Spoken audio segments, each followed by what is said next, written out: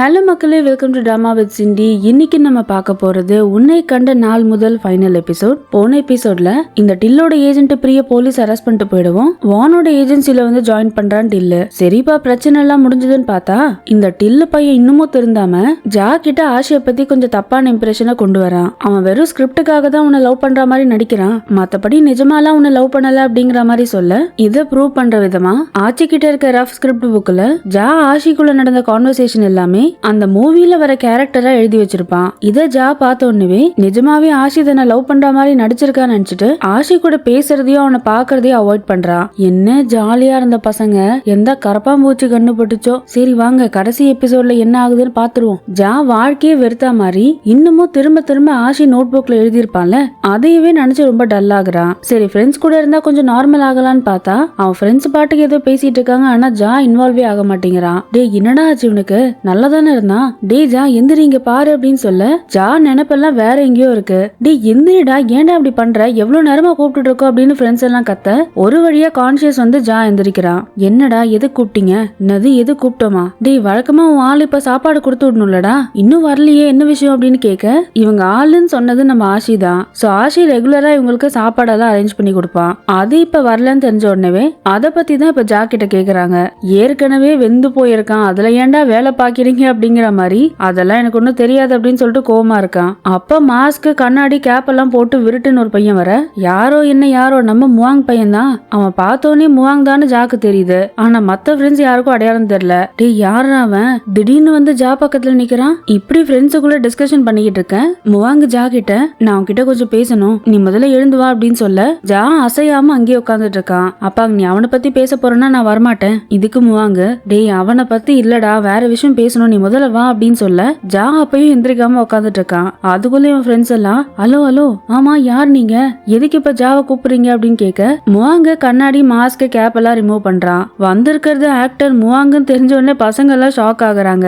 ஏண்டா இது ஏதோ பார்த்த மூஞ்சி மாதிரி இருக்கே, ஆனா ஜாவோட அப்பான்னு வேற சொல்றான். ஜாவோட அப்பா என்ன இப்படியா இருப்பாரு அப்படிங்கிற மாதிரி அவங்களுக்குள்ள பேசிக்க, டே இது ஜாவோட அப்பா இல்லடா, ஆக்டர் முவாங்கடா, ஆனா ஜா ஏன் அந்த ஆள் அப்பான்னு கூப்பிடுறான், ஒன்னும் விளங்கலையேடா அப்படின்னு பாத்துக்கிட்டு இருக்க மறுபடியும் முவாங் ஃபோர்ஸ் பண்ணி ஜாவை தனியா பேச கூட்டு போறான். இப்ப முவாங் கூட டாக்டரும் வந்திருக்கான். ஜா கொஞ்ச நேரம் எதுவும் பேசாம அமைதியா இருக்க முவாங் அவன் கிட்ட, ஜா நான் கேக்குறதுக்கு கரெக்டா ஆன்சர் பண்ணு, ஆஷியோட நோட்ஸ்ல இதெல்லாம் இருக்குன்னு உனக்கு யார் சொன்னா, இதுக்கு ஆஷி ரிப்ளை பண்ண மாட்டேங்கிறான். ஜா நான் கேக்குறேன்ல, ஒருவேளை நம்ம கூட யாரோ இருக்கவங்க தான் பண்ணிருக்காங்களோ, அவங்க மேல நான் கோவப்படுவேன் நீ சொல்லாம இருக்கேனா? நிஜமா நான் கோவப்பட மாட்டேன், தயவு செஞ்சு யாருன்னு சொல்றியா ப்ளீஸ். இதுக்கு ஜா கொஞ்சம் யோசிச்சுட்டு, சரி இவ்வளவு கேட்டதுனால சொல்றேன், எனக்கு டில்லு தான் இந்த விஷயத்த சொன்னா. இப்படி டில்லு சொன்னான்னு தெரிஞ்ச உடனே முவாங்க்கு பயங்கரமா கோவம் வருது. என்னது டில்லு சொன்னானா, அவன் திருந்தவே இல்ல பாத்தியா இப்ப வரைக்கும், அவன் தான் அப்படி இருக்கானா? ஜா உனக்கு எங்க போச்சு அறிவு, ஏற்கனவே நீயும் ஆஷி ஒன்னா இருக்கிறது உனக்கு பிடிக்கவே பிடிக்காது, அவன் ஒன்னு சொன்னான்னு அதை நம்பி நீயே இப்படி பண்ணிட்டு இருக்க, அவன் ஏதோ சொன்னான்னு நீ அதை நம்பிட்டு இருப்பியா?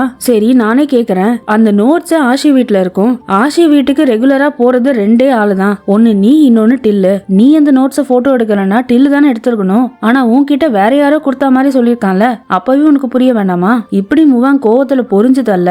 ஜா அதெல்லாம் பொறுமையா கேட்டுட்டு, போட்டோ எப்படி வந்தா என்ன, அது வேற யாருன்னா கொடுத்தா என்ன, டில்லே எடுத்தா என்ன, அதுல இருக்க விஷயம் உண்மைதானே, நீயே சொல்லிருக்கல ஒரு டைம் ஆஷி லவ்னாலே அவாய்ட் பண்ணுவான்ட்டு, இப்ப இங்கேயும் அதானே நடந்திருக்கு, இதுல டில்லு மேல நான் இது கோவப்படணும். இதுக்கு முவாங்கு, எப்படி உன்னால இப்படி பேச முடியுது, நீ வேணா இதெல்லாம் நம்பிட்டு அப்படியே விட்டுடலாம், ஆனா ஆஷிக்கு அந்த மாதிரி கிடையாது, அவன் எப்படி இருக்கான்னு எனக்கு மட்டும் தான் தெரியும். இப்படி முவாங்க ஏதோ சொல்ல வர ஜா அவனை கட் பண்ணிட்டு, நான் இந்த லவ் வேணான்னு முடிவு பண்ணிட்டேன், ஆஷி இன்னும் முடிவு பண்ணனா அதுக்கு நான் என்ன பண்ண முடியும், இனிமேல் அவன் விஷயமா என்கிட்ட எதுவும் பேசாதன்னு சொல்லிட்டு முவாங்கோட ரிப்ளை கூட வெயிட் பண்ணாம ஜா அங்க இருந்து போயிடுறான். இப்ப டில்லி இந்த விஷயத்த கால் பண்ணி வானு கிட்ட இன்ஃபார்ம் பண்றான். இதை கேட்டு வானும் கோவப்பட, எனக்கு அப்பயே தோணுச்சு முவாங், இந்த டில்லு கொஞ்சம் விஷக்கிருமிதான், அவன் இந்த மாதிரி பண்ணிருப்பான்னு நான் கொஞ்சம் எதிர்பார்த்தேன். இதுக்கு முவாங்க, நான் அவனை சும்மா விட போறது இல்ல வான், அவன் பண்ண தப்ப அவன் தான் சரி பண்ணணும், அப்படி பண்ணாதான் ஆஷியும் ஜாவும் ஒண்ணு சேருவாங்க. இதுக்கு வானு, நீ முடிஞ்ச அளவுக்கு பாரு முவாங், அப்படி உன்னால முடியலன்னு வச்சுக்கோயேன், அவனை என்கிட்ட விட்டு நான் பாத்துக்கிறேன். ஏன் சொல்றேன்னா இவனும் அந்த ஏஜென்ட் ப்ரீ மாதிரி தான், ரெண்டு பேரும் செட்டு சேர்ந்தாங்க பாத்தியா நல்லா, அதனாலதான் புத்தி ரெண்டு பேருக்கு ஒரே மாதிரி வேலை செய்யுது. நீ அவன் கிட்ட பேச்சு கொடுத்து விஷயத்த வாங்க பாரு, இதான் இன்ஃபர்மேஷன் கிடைச்சா உடனே எனக்கு இன்ஃபார்ம் பண்ணுன்னு சொல்லிட்டு வான்னு கால் கட் பண்றா. இப்ப அடுத்து இந்த ப்ரொடியூசர் கோ இருக்காங்கல்ல, அவங்க டில்லுக்கான ஸ்கிரிப்டா கொடுக்கறாங்க. சோ ஆபீஷியலி டில்லுக்கு ஒரு சீரீஸ்ல ஒர்க் பண்ண சான்ஸ் கொடுக்கறாங்க. ஒரு வழியா ப்ரொடியூசர் கிட்டே நல்ல பேர் வாங்கிட்டோம்னு நினைச்சிட்டு டில்லு சந்தோஷப்பட, அந்த டைம் கரெக்டா முவாங் கால் பண்ணிட்டு உன்கிட்ட கொஞ்சம் பேசணும் அப்படின்னு சொல்லிட்டு கூப்பிடுறான். டில்லும் சந்தோஷத்துல என்ன என்ன ஏதுன்னு விசாரிக்காம ஓகேன்னு சொல்லிடுறான். இப்ப அடுத்து இங்க ஆஷி வீட்டுக்கு வருவோம். அங்க அவன் வாழ்க்கையே வெறுத்த மாதிரி அப்படியே சோகத்தின் மையமா உட்காந்துட்டு இருக்க. ரொம்ப நேரமா முவாங் வந்து அவன் ஆஷி ஆஷின்னு கத்தி கத்தி கூப்பிடுறான். அவன் கூப்பிட்டது கூட ஆஷி காதல விடாம எதையோ யோசிச்சுட்டு இருக்க. டேய் ஆஷி என்னடா எவ்வளவு நேரம் கத்துறேன், இங்க பாரு முதல்ல அப்படின்னு சொல்ல ஸ்லோ மோஷன்ல சோகமா திரும்புறான் நம்ம ஆஷி. டேய் இப்ப என்ன ஆச்சுன்னு இப்படி உட்காந்துட்டு இருக்க, நீ இந்த வீட்டை விட்டு வெளில வந்து எவ்வளவு நாள் ஆகுது தெரியுமா, வேலைக்கு கூட வரமாட்டேங்கிற, என்னடா இது. இதுக்கு ஆஷி எனக்கு தெரியும்டா, இப்ப இருக்க மைண்ட் செட்ல என்னால வேலை எல்லாம் பண்ண முடியாது, அதனால வான் கிட்ட கொஞ்சம் பிரேக் கேட்டிருக்கேன். இதுக்கு முவாங்க பிரேக் கேட்டதெல்லாம் சரிதான், ஆனா அதுக்கு நீ இப்படி உள்ளே உட்காந்துட்டு இருந்தனா வான் எவ்வளவு கஷ்டப்படுறா தெரியுமா. இப்ப என்ன நடந்துச்சுன்னு இவ்வளவு சோகமா இருக்க நீ. உனக்கும் ஜாக்கும் நடுவில் நடந்த பிரச்சனை எல்லாத்துக்குமே காரணம் இந்த டில்லு தான்டா. அவன் தான் இங்க வந்திருக்கும் போது நோட்ஸ போட்டோ எடுத்திருக்கான், அத ஜா கிட்ட காட்டி என்னென்னமோ சொல்லி உருட்டி விட்டுருக்கான், அதையும் ஜா நம்பிட்டான். இதுக்கு ஆஷி என்னடா சொல்ற, உனக்கு யார் இதெல்லாம் சொன்னது அப்படின்னு கேட்க முவாங் பொறுமையா அது நான் ஜாவை மீட் பண்ணேன்டா அப்படிங்கிறான். இவன் ஜாவை மீட் பண்ணேன்னு மட்டும்தான் சொன்னான். அதுக்குள்ள ஆஷி துள்ளி குதிச்சு எந்திரிச்சு என்னது ஜாவை மீட் பண்ணியா, அவன் எப்படா இருக்கான், நல்லா இருக்கானா, என்னை பத்தி ஏதோ கேட்டானா, இப்படி ஆர்வ கோளாறுல ஏதோ சொல்லிக்கிட்டே இருக்க. முவாங்க ரிப்ளை பண்ண முடியாம அமைதியா இருக்கான். அவன் சைலண்டா இருக்கிறத வச்சே ஆஷிக்கு புரியுது, தெரியும்டா என்னை பத்தி அவன் பேச கூட விரும்பி இருக்க மாட்டான், என் முகத்துல முடிக்கவே மாட்டான்ல இனிமேலு இப்படி சொல்லிட்டு திரும்பவும் சோக கடல்ல ஆழ்ந்து போயிருக்க. அட எவன்டா இவன் திருப்பி சைலண்ட் மோடுக்கு போயிட்டான்னு நினைச்சிட்டு முவாங் அங்க இருந்து கிளம்பி போயிடுறான். ஆஷி கொஞ்ச நேரம் சீரியஸா யோசிச்சுட்டு திடீர்னு ஓன்னு அழுகுறான். அச்சோச்சோ என் ஜா என் கூட பேச மாட்டானா அப்படின்னு அழுக டக்குன்னு நிப்பாட்டிட்டு அவனே திருப்பி சிரிக்கிறான். எனக்கு புரிஞ்சிருச்சு, நீ வேணும்னே நம்மள டெஸ்டிங் பண்ணிக்கிட்டு இருக்கான், இதெல்லாம் சும்மா என்கிட்ட விளையாடுறான் அவ்வளவுதானே இப்படி சொல்லிட்டு அவன் பாட்டுக்கு பைத்தியம் மாதிரி சிரிக்கிறான். எப்பா டைரக்டர் சார், பேசிக்கலி இந்த சீன்ல நாங்க சோகமா ஃபீல் பண்ணணும், நீங்க என்ன ஃப்ரைடே மூட்ல எடுத்தீங்களா இந்த எபிசோட, சோகமா போய்கிட்டு இருக்கிறத திடீர்னு காமெடி ஆக்கிட்டீங்க இந்த ஆஷி பையில, இவன் நம்ம வாழ்க்கையை வெறுத்த மாதிரி உட்காந்துட்டு இருப்பான்னு பார்த்தா திடீர்னு காமெடி பீஸ் ஆக்கி விட்டாரு மக்களே. இப்ப அடுத்து பிளான் பண்ண மாதிரி முவாங்கும் நம்ம டில்லும் மீட் பண்றாங்க. டில்லு சந்தோஷமா இருக்கத பார்த்துட்டு என்னாச்சு டில்லு, ரொம்ப சந்தோஷமா இருக்க போல, உனக்கும் ஏதோ பேச விஷயம் இருக்கும்னு நினைக்கிறேன், நீ ஃபர்ஸ்ட் சொல்லு அப்படின்னு கேக்குறான் முவாங்க. இதுக்கு டில்லு சிரிச்சுக்கிட்டே உண்மைதான்டா, எனக்கு ஒரு பெரிய டிராமால மெயின் ரோல் கிடைச்சிருக்கு, இப்பதான் ஸ்கிரிப்ட் வாங்கினேன் அப்படின்னு சொல்ல முவாங்கும் சிரிச்சுக்கிட்டே பாரு நீ வானோட ஏஜென்சிக்கு வந்து கொஞ்ச நாள் தான் ஆகுது, அதுக்குள்ள உனக்கு எவ்வளவு பெரிய ரோல் கிடைச்சிருக்கு, அப்போ நீ சந்தோஷமா தானே இருக்க. ஆமா, அப்ப நான் டைரக்டா கேக்குறேன், உனக்கு ஜாவும் ஆஷியும் லவ் பண்றாங்கன்னு தெரியுமா தெரியாதா. இப்படி இவன் கேட்ட உடனே நம்ம டில்லோட ஃபேஸே மாறுது. தெரியும் அப்படின்னு சொல்ல அப்ப ஏன்டா அப்படி பண்ண, நான் என்ன பண்ண, நீ தானே ஆஷியோட நோட்ஸ போட்டோ எடுத்த, அதை கொண்டு போய் ஜா கிட்ட காட்டி என்னென்னமோ சொல்லி வச்சிருக்க. இதுக்கு டில்லு நான் அப்படி என்னடா பண்ண, நான் ஒன்னும் பண்ணலையே, நான் உண்மையே தானே சொன்னேன். இதுக்கு முவாங்க டில் என்னடா இப்படி பேசுற, இந்த ஜா ரொம்ப நல்ல பையன்டா, எல்லார்கிட்டயும் எவ்வளவு அன்பா பாசமா நடந்துக்கிறான், அவன் கிட்டத்தட்ட உனக்கு தம்பி மாதிரிடா. இதை கேட்டு டில்லு கோவம் வந்துட்டு இந்த பாரு எனக்கு தம்பி எல்லாம் யாரும் கிடையாது, அவன் மேல எனக்கு எந்த பாசமும் இல்ல.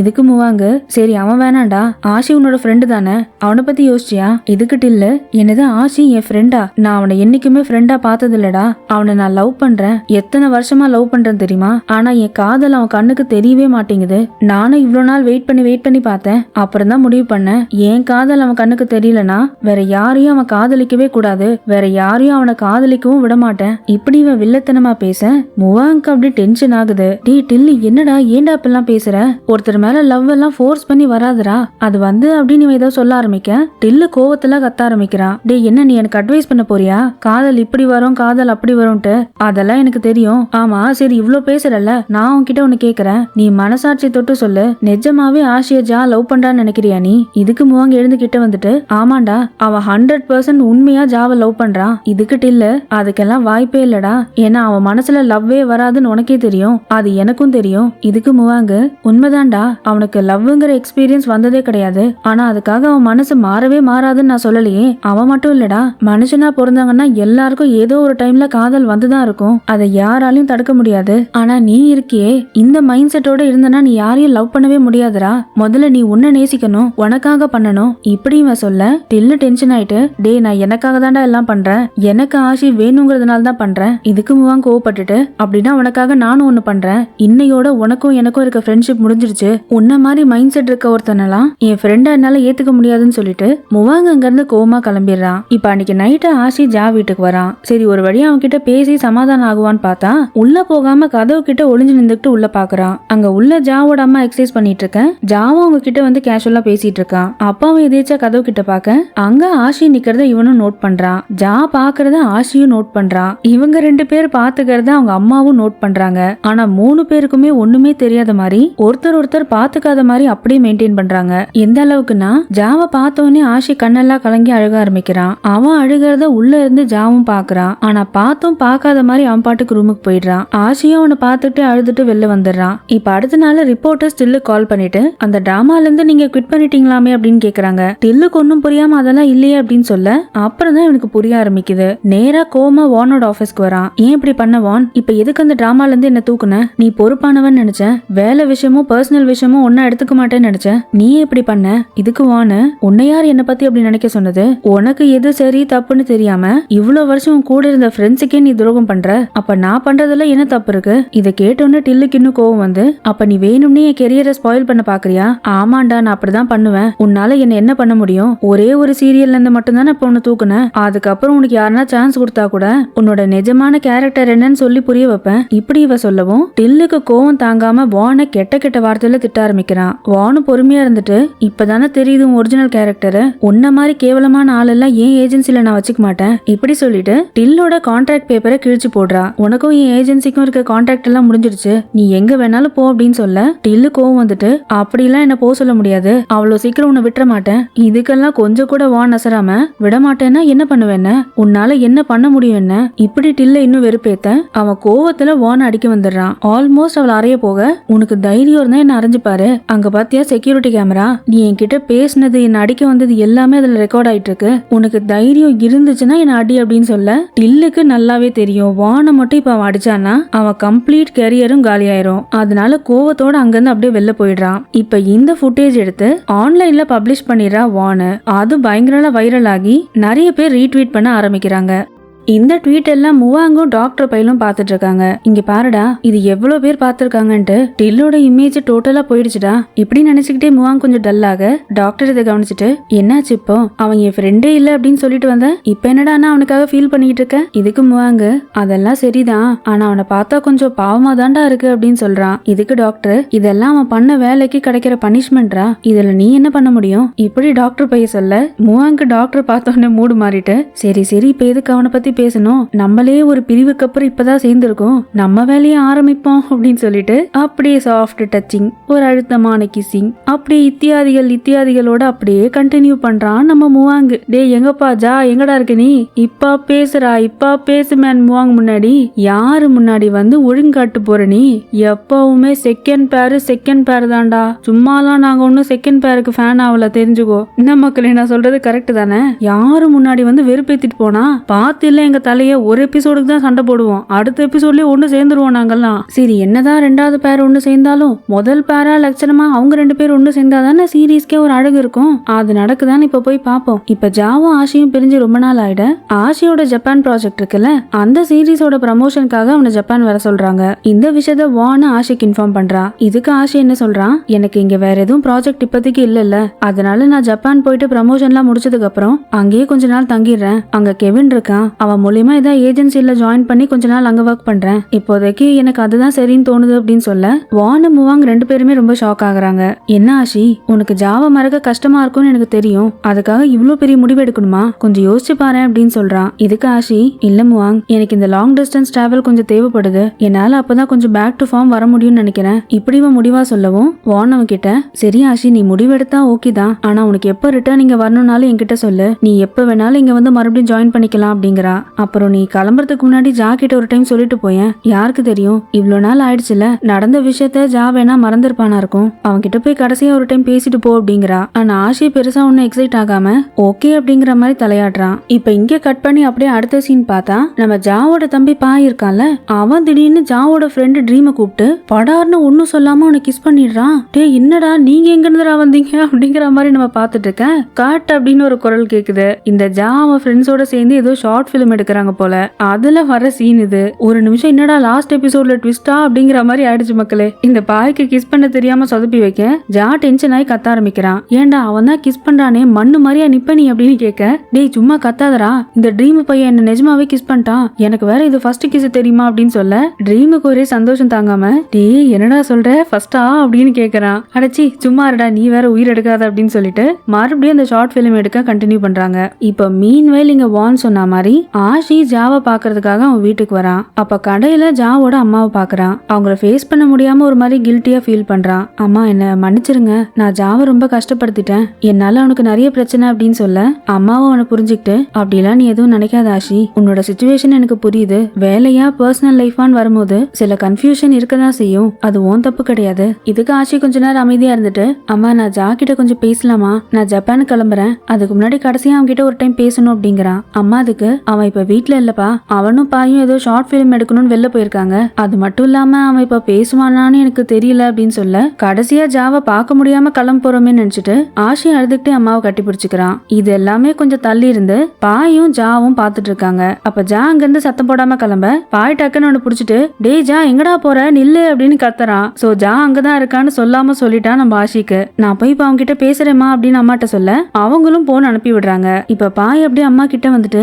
அம்மா நான் வேணா நைஸா போய் ஒட்டி கேட்டு வந்துட்டுமா அப்படிங்கிறான். அதெல்லாம் நீ ஒன்னும் கேட்க வேண்டாம், மரியாதையா டேபிள தொடப்போ அப்படின்னு அனுப்பிச்சு விடுறாங்க. இங்க ஆஷி ரொம்ப நேரமா ஜாவை கூட்டுக்கிட்டே உள்ள போறான். ஆனா ஜா திரும்பி கூட பார்க்க மாட்டேங்கிறான். ஜா ப்ளீஸ் நான் சொல்றதை கேளு, ஒரே ஒரு டைம் நான் சொல்றதை கேளு, நீ நினைக்கிற மாதிரி சத்தியமா இல்ல, என் மனசு ஃபுல்லா நீ தான் இருக்க ஜா, நீ என்ன மன்னிக்கவே மாட்டேன்னு எனக்கு தெரியும், ஆனா நான் ஒண்ணு மட்டும் சொல்றேன், தயவு செஞ்சு அதை நம்பு, அந்த நோட் புக்ல நான் எழுதினது எல்லாமே உன்ன ஒரு கேரக்டரா நினைச்சு நான் எழுதல, ஜப்பான்ல நான் கெவின் கூட அந்த ரொமான்டிக் சீன் நடிச்சேன்ல, அப்ப என்னால எப்படி அதை நல்லா நடிக்க முடிஞ்சிச்சுன்னா கெவின் இருக்க இடத்துல நான் உன்னதான் நினைச்சேன், உன்னை நினைக்கும் போது மட்டும்தான் என்னால உண்மையான காதலை உணர முடியுது, அதனாலதான் நான் அப்படி அந்த நோட்ல எழுதி வச்சேன், இதை நீ தயவு செஞ்சு நம்பு, உன்னை நான் என்னைக்குமே அந்த மாதிரி தப்பா யூஸ் பண்ண மாட்டேன் ஜா, அப்படி ஒரு இன்டென்ஷனே எனக்கு கிடையாது, ஏன்னா நான் உன்னை ரொம்ப லவ் பண்றேன், எப்பவுமே உன்னை லவ் பண்ணிட்டு இருக்கேன், ஆனா நான் பண்ண விஷயம் உன்னை ரொம்ப ஹர்ட் பண்ணிருக்குன்னு நினைக்கிறேன், தயவு செஞ்சு என்ன மன்னிச்சிரு அப்படின்னு சொல்லிட்டு மெதுவா கிட்ட வந்து ஜாவோட கையை பிடிக்கிறான். அதாவது பிடிக்க ட்ரை பண்றான். ஆஷியோட கையை மேல பட்ட உடனே ஜா அவன் கையை எடுத்துட்டு திரும்பி கூட பார்க்காம ஒரு ரிப்ளை கூட பண்ணாம நேரா மேல போயிடுறான். டே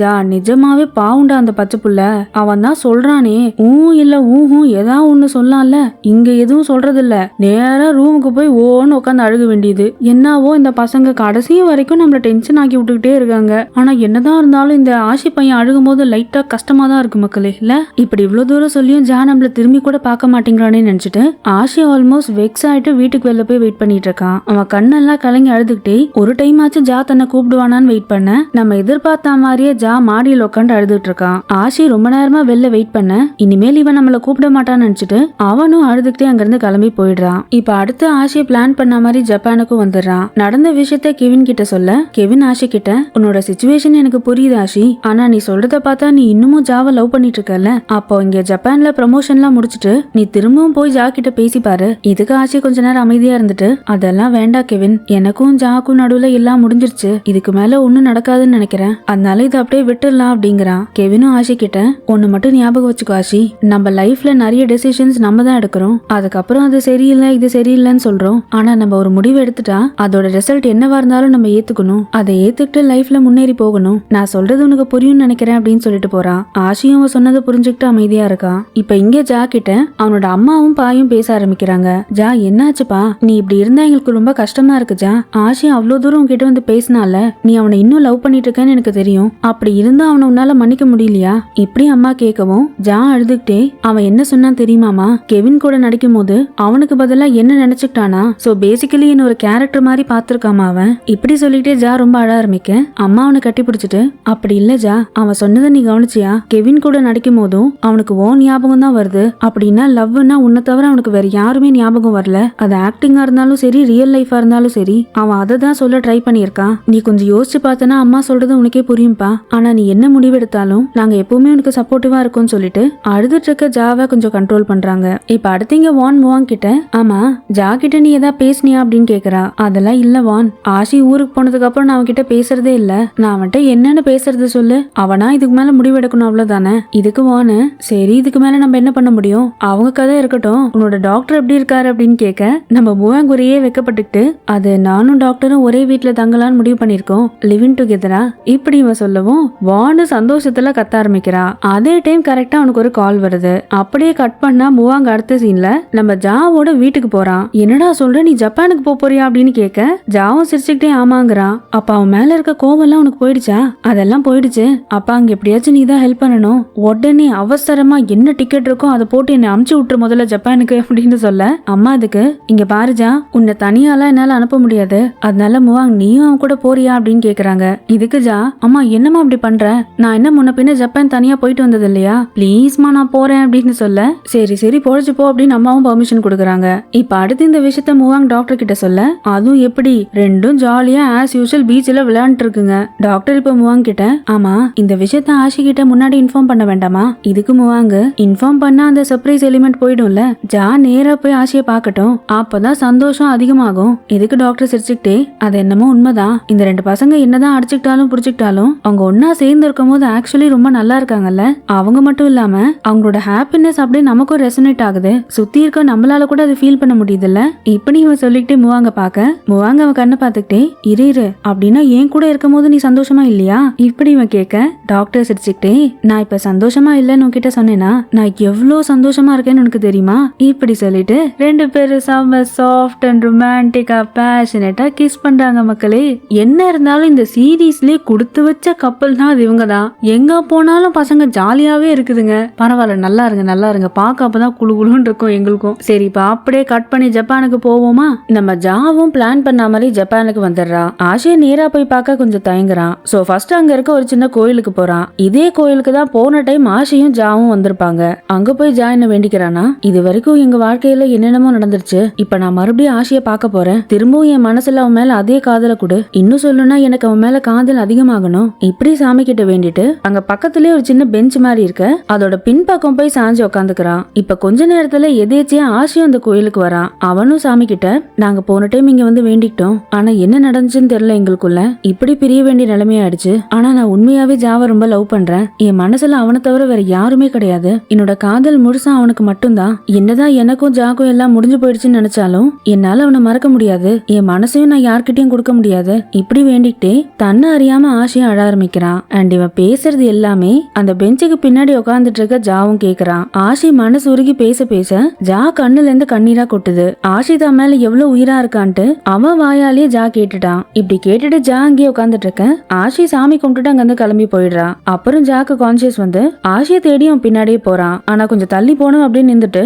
தூரத்துல இருக்க ஆஷியை பார்த்துட்டே இருக்கான். ஆஷி ஒரு பிரிட்ஜ் மேல போய் நின்றுட்டு அவன் கையில போட்டிருக்க அந்த கப்பல் பிரேஸ்லெட்டை பாக்குறான். என் ஞாபகம் வரும்போதெல்லாம் இதை பாரு அப்படின்னு ஜா சொல்லிருப்பான். இப்ப அந்த பிரேஸ்லெட் ஆஷி அப்படியே சாஃப்டா கிஸ் பண்ண இது பார்த்து அப்படியே ஸ்தம்பிச்சு போய் நிக்கிறான் ஜா. உண்மையாவே ஆஷி தான் மேல எவ்வளவு பாசம் வச்சிருக்கான்ட்டு அவன் கண் கூட பாக்குறான். அவனால அதுக்கு மேல அங்க வெயிட் பண்ண முடியாம வேக வேகமா ஆஷி கிட்ட போறான். இப்ப அவன் பின்னாடி போய் நின்றுட்டு ஆஷின்னு கூப்பிடாம, பிரேஸ்லெட்டை எதுக்கு கிஸ் பண்ற ஆஷி, நானே இங்க இருக்கேன்ல, நீ என்ன கிஸ் பண்ணலாம் அப்படின்னு சொல்ல ஜாவோட குரலை கேட்ட உடனே ஆஷி அவ்வளவு ஷாக் ஆகுறான். நிஜமாவே ஜா தானான்னு திரும்பி பார்க்க தூரத்துல ஜா பார்த்த உடனே அவனை ஓடி போய் இறுக்கமா கட்டி பிடிச்சுக்கிறான். தன்னை விட்டு ஆஷி பெர்மனண்டா போயிட்டான்னு நினைக்கும் போது தன்னை தேடி அவனே வந்திருக்காங்கிறத ஆஷியால நம்ப முடியல. இப்ப ஜா ஆஷி கண்ணத்துல மாறி மாறி கிஸ் பண்ண ஆஷி கண்ணெல்லாம் கலங்க, ஜா என்ன மன்னிச்சிரு அப்படிங்கிறான். ஜா அவனை கட்டி பிடிச்சுக்கிட்டே, இல்ல ஆஷி நீதான் என்ன மன்னிக்கணும், நான் தான் உன்னை தப்பா புரிஞ்சுக்கிட்டேன் அப்படின்னு சொல்றான். அதோட நான் உன்னை ரொம்ப மிஸ் பண்ணேன் தெரியுமா இப்படி இவன் சொன்ன உடனே அவ்வளவு நேரம் கண்ட்ரோலா இருந்த ஆஷிக்கு கண்ணுல இருந்து அப்படியே பொல பொலன்னு தண்ணி கொட்டுது. மறுபடியும் இறுக்கமா ஜாவை கட்டி பிடிச்சுக்கிறான். அடுத்து இந்த சீரீஸோட மோஸ்ட் பியூட்டிஃபுல் கிளைமேக்ஸ் மக்களே, நல்ல அழகான பனி படர்ந்த காடு, நடுவுல ஹேண்ட்ஸமா நம்ம ஆஷி நிக்கிறான். அந்த இயற்கையை அப்படியே ரசிச்சுட்டு இருக்க தூரத்துல இருந்து ஜா ஓடி வரான். ஓடி வந்து ஆஷி இறுக்கமா கட்டி பிடிச்சுக்க, ஆஷி உன்னை விட்டு நான் எங்கேயுமே போக மாட்டேன், ஒரு நிமிஷம் கூட இனிமேல் உன்னை விட மாட்டேன் அப்படின்னு சொல்ல ஆஷி மெதுவா திரும்பி அவன் கண்ணை பார்த்துக்கிட்டே ஜாவோட கையை பிடிச்சுக்கிட்டு, நானும் ப்ராமிஸ் பண்றேன் ஜா, இந்த மொமெண்ட்ல இருந்து ஒரு செகண்ட் கூட உன்னை பிரிய மாட்டேன், தனிமை மட்டுமே இருந்த என்னோட வாழ்க்கையில சந்தோஷம் நிறைவு கொடுத்தது நீ மட்டும்தான், ஐ லவ் யூ ஜா அப்படின்னு சொல்ல ஜாவும் ஆஷி கையை பிடிச்சிட்டு, உன்னோட லைஃப் பார்ட்னரா என்ன சேர்த்துக்கிட்டதுக்கு ரொம்ப தேங்க்ஸ் ஆஷி, நானும் ப்ராமிஸ் பண்றேன் என் மனசுல உன்னை தவிர யாருக்குமே இடம் கிடையாது, என் வாழ்க்கை ஃபுல்லா காதல்னு இருந்துச்சுன்னா அது நீ மட்டும்தான் ஆஷி இப்படி சொல்ல அப்படி ஸ்லோ அண்ட் பேஷனேட்டா செம ரொமான்டிக்கா கிஸ் பண்றாங்க ரெண்டு பேரும். அட அட என்ன ஷார்ட் மக்களே, இந்த சீனை பார்க்கும் போது எனக்கே குளிர் வந்துச்சுன்னா பாத்துக்கோங்களேன். இந்த இடம்லாம் நம்மளால போய் பார்க்க முடியுமா, அதெல்லாம் நடக்குமான்னு மனசுக்குள்ள ஒரு ஏக்கம். சரி பரவாயில்ல, வாய்ப்பு கிடைச்சா போய் பார்ப்போம், இல்லன்னா இந்த மாதிரி எதையாவது பார்த்து சந்தோஷப்பட்டுப்போம். இப்படி ஒரு செம குலு குலு அண்ட் ஹாப்பி கிளைமேக்ஸோட